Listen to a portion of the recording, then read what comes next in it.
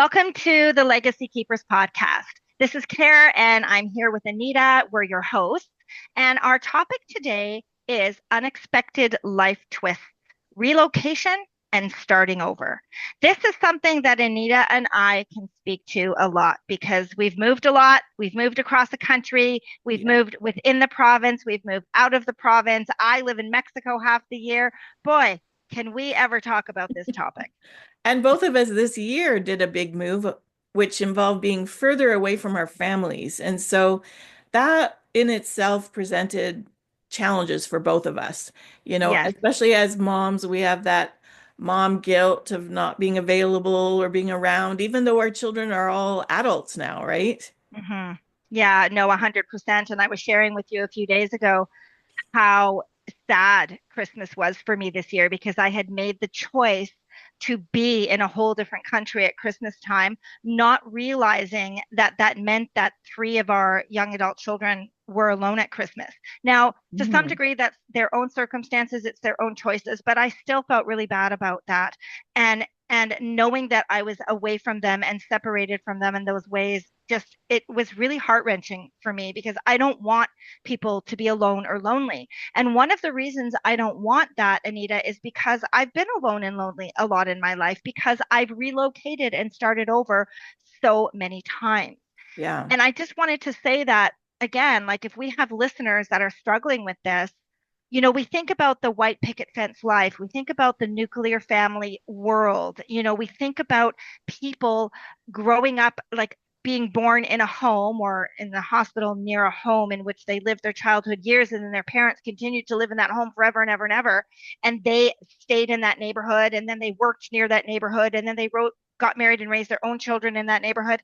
And while that's a reality for a lot of people today, it's not my reality. And I believe it's not a reality for a lot of our listeners. And I want to hold space for that.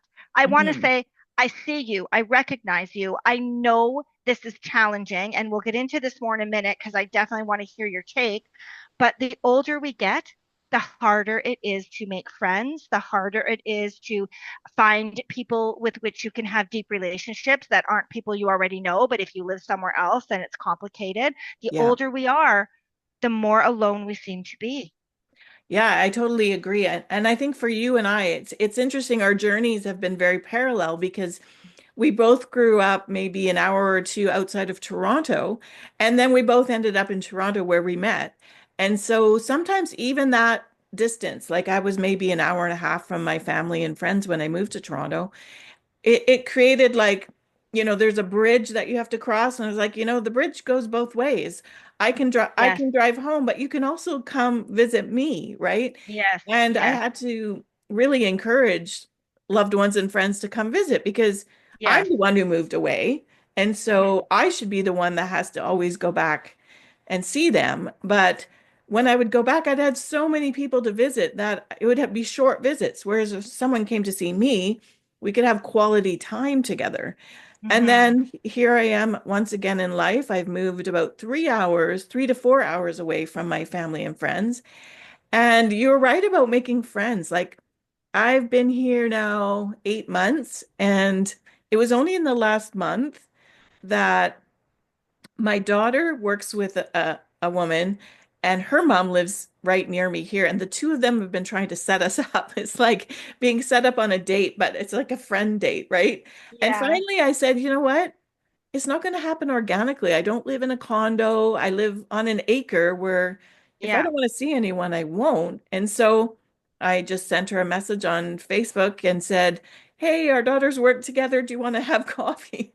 And there was part of me that was like nervous about doing it or felt awkward, I know, I know. but she was so happy. And we went for tea. And then the next day we got together with our husbands and went to a local event.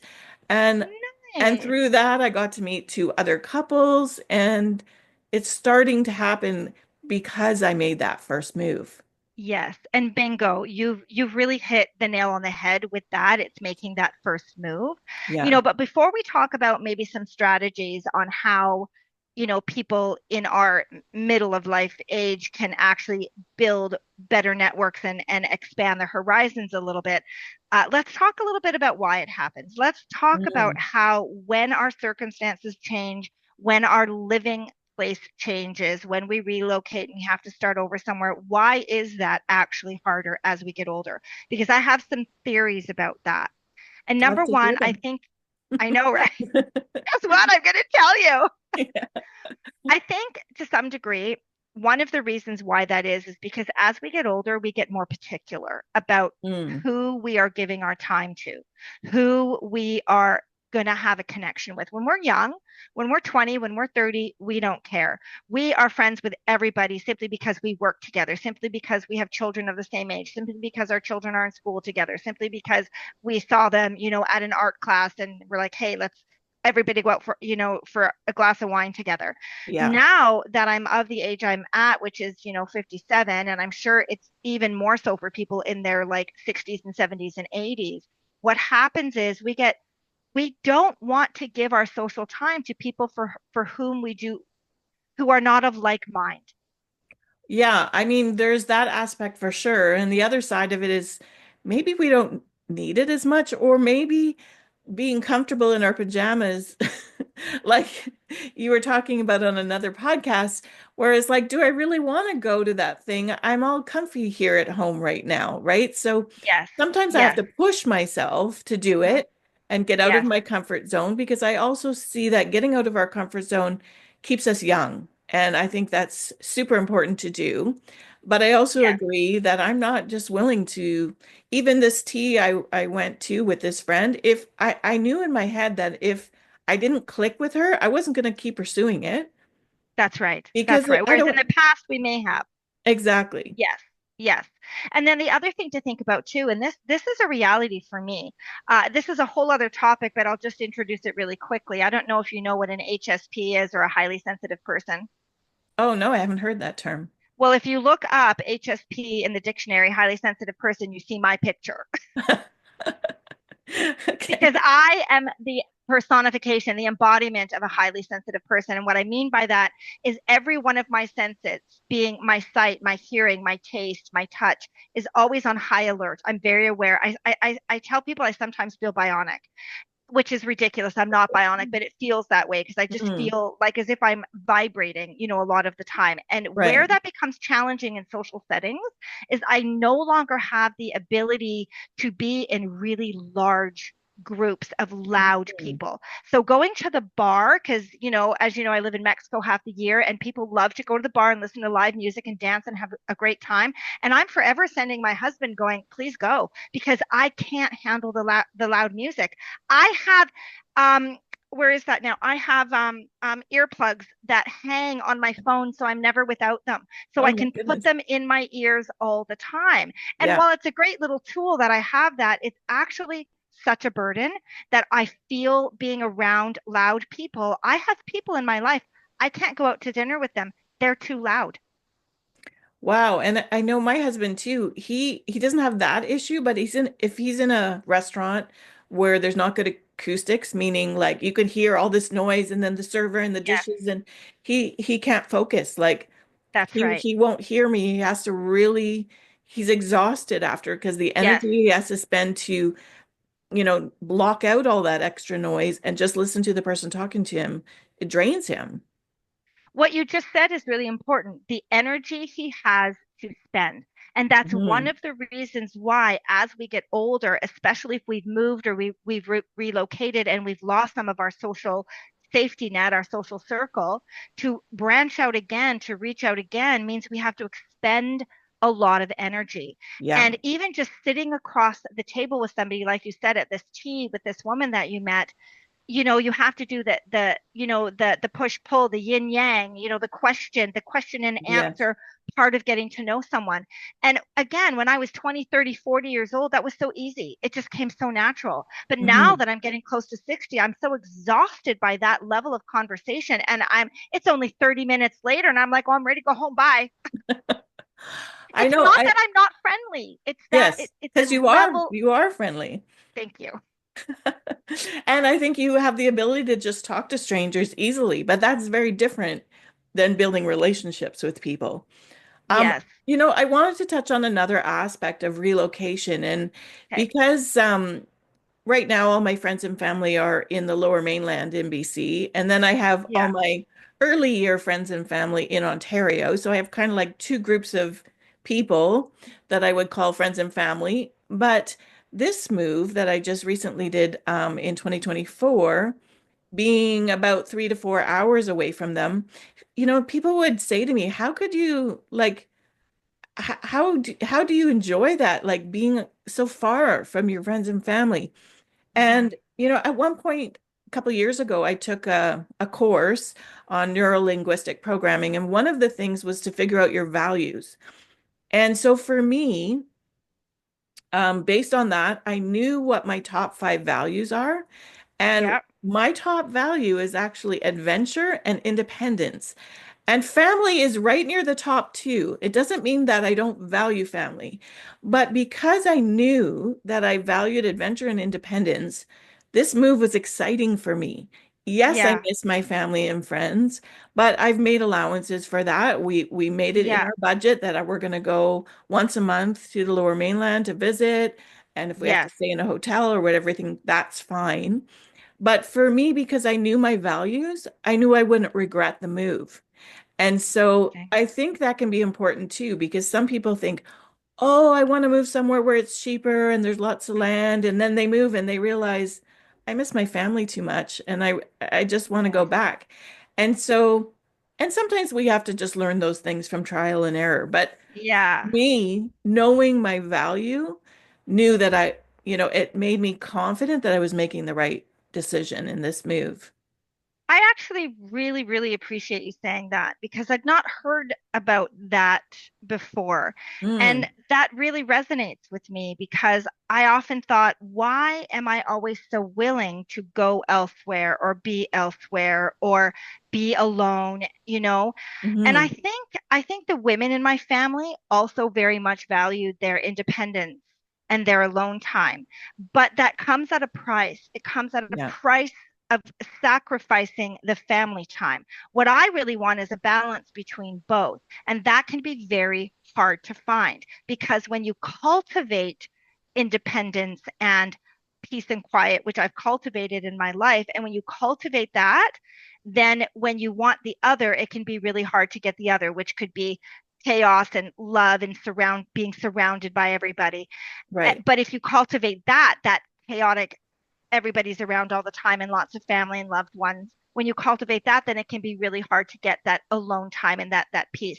So I find the two are constantly at war for me. I really Mm, want both. I can't always get both, and of course, because we are separated by distance, it's very challenging. But I really thank you for sharing that that concept of values, yeah, because here's what I took away from what you said, Anita.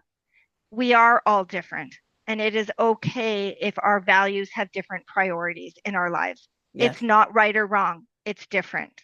And I yeah. appreciate that.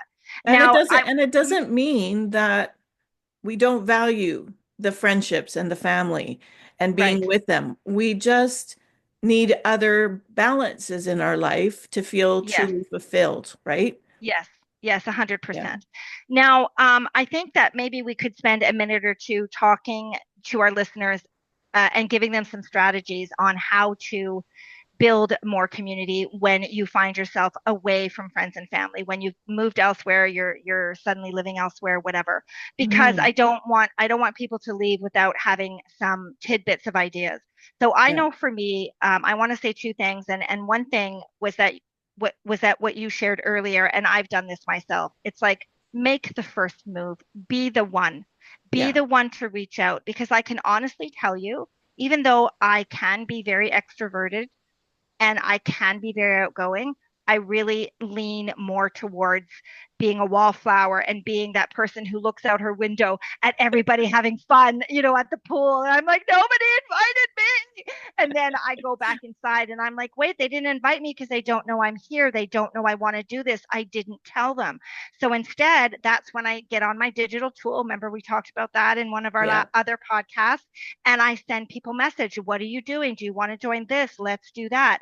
Be the one that makes the first move. Now, I have Mhm. something else I want to share, but I want to hear from you first. What's another tool that you have used to expand your horizons and build more community and be less lonely? Yeah, well, I mean, for this move, the other thing is being aware of when you need it. Like I Yes. had already been here around the 6 month mark, and I thought, you know what, I haven't made any friends yet. And I kind of checked in with myself, and I realized that's okay. I'm still like getting used to the new home. I'm still getting used to like Hmm. where I do my grocery shopping and Hmm. all of those things. And I was busy. We had a lot of work to do on our land, and so Yeah. I was totally okay with it. And then I got to a point where winter was coming. And I'm like, oh, I'm just going to be stuck inside my little cabin for 4 months. And I knew that it was time for me to do that. Yes. So I Yes. think recognizing when you're ready for that is important. Yeah, just connections. Find someone else who knows someone that might live near you and try and the great thing about social media is you can look up anyone, like as long as they're on Facebook or Instagram or Yeah. something, you can reach out to them. You don't need to go knock 100%. on their door or anything scary like 100%. that. But I Yeah. think the other thing is to accept invitations when they come also. Yes. Like, because it's Yes. easy to say no, I don't, I won't know anyone. Like, I went to a church service Christmas Eve and I didn't know anyone there, and it's rare that I do that, but I thought, you know what? It's a, it's a new Christmas. We've never been That's right. separated from our loved ones before. Let's just do something different. So maybe Yeah. take the risk to do something different, like join a fitness class or 100%. go to church or something, some kind of community group, a writing, maybe like you just A writing started club. a writing club, like just do something with people of like interests potentially. And then maybe you'll make friends through that. Oh, 100%. And let me talk from my own experiences here. So, first of all, I wanted to share that my husband and I just yesterday we sat down and we took stock Hmm. socially, and in terms of our network. And we're like, okay, we're forgetting who's in our network. Like, who do we know? Who do we have? When are they here? What do they do? What's our Hmm. common interest? And we made a list together. And we actually made a list of like 20 couples and about like half a dozen single friends and half a dozen other people that kind of fit in a slightly different category. Yeah. And I was like, wow, there's a lot more people than I thought. And we used Hmm. that list and then we put down where we know them from, and how often they're here because we're in Mexico, and a lot of people are snowbirds and they come, for a month or 3 months or 6 months or whatever. Yeah. And just taking stock was really helpful. I've already used that list. I used that list this very morning. We made the list yesterday, and I used it today to say, hey, we're doing this thing tonight. Do you want to join us? And then Oh, people are like, oh, nice. thank you so much for inviting us. Hmm. So that was number one, take stock. The other thing I wanted to say, and then we should probably wrap it up with this, is it's kind of along the lines of be the one to take initiative, be the one to reach out. It's Yeah. also start something new. And you had said about, going to the church and being open to meeting new people. And I started a writing club a couple years ago here. I started an art group, and it's like I call it the Arts Collective because it's just an opportunity for people to get together and do some sort of really simple art project. It's not really lessons; it's more like art play. It's like, hey, this is what we're Right. going to do. Here's all the stuff you need. Just work It's an work on it. excuse to get together. Yes, and that's what I was Yeah. going to say. It's expanded my horizons, and I've met great people just by being Hmm. the one who hosted something and put it out on Facebook and invited everybody to join. Yeah. And so, doing something different, either joining something that already exists or starting something new. Why Mhm. not? Put Yeah. yourself out there. Exactly. And I think also remember, you don't have to be friends with everyone. I think Yes, sometimes what holds us back is like, oh, well, what if I don't like them? And now I have to talk to them. And I stayed at your place there in Mexico for 3 weeks by myself a couple of years yes, ago, right? yes, And I noticed like around the same time of day, certain people would hang out by the pool. And I'd be like, I don't feel like talking. So I'd bring my headset because I listened to my audiobook or something. So, and that kind of gave people the signal that I'm not available to talk to. But if I made friends with a couple who were lovely. They were from Quebec. And if I saw them come out to the pool, I would take my headset off and yes, then I would enter into dialogue with them. So there's yes. ways to try and like, you don't have to accept every invitation. That's We right. can afford That's to be right. picky and we still need to put ourselves out there. 100%, 100%. So we certainly hope that we've given our listeners some hope and some strategies. We just want to know Exactly. that we understand what people are going through. We've been through it, and yet there is a way to get through it. Yes. So let's wrap that up. And I just wanted to thank all of our listeners today for joining in and reminding you that this is Karen and Anita. And I just wanted to remind you again to keep your legacy alive. Awesome. Bye, everyone.